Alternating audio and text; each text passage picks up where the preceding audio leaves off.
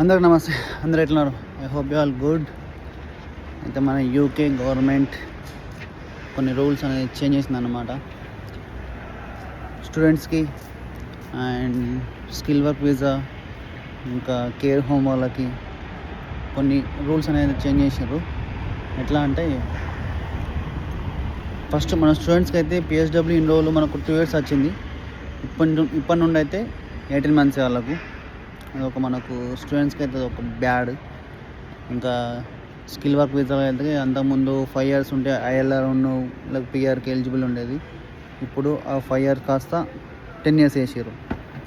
So అది కూడా ఒక సాడ్ న్యూసే.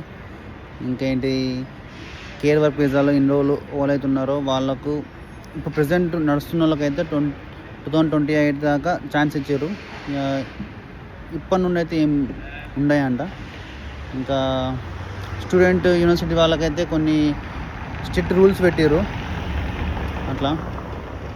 సో ఇప్పటి వరకు అయితే ఇవన్నమాట మనకు అప్డేట్స్.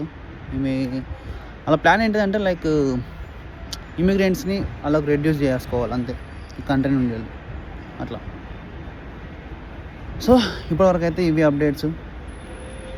ఇంకేమన్నా కొత్త అప్డేట్స్ ఉంటే మాత్రం నేను మీకు అప్డేట్ చేస్తా.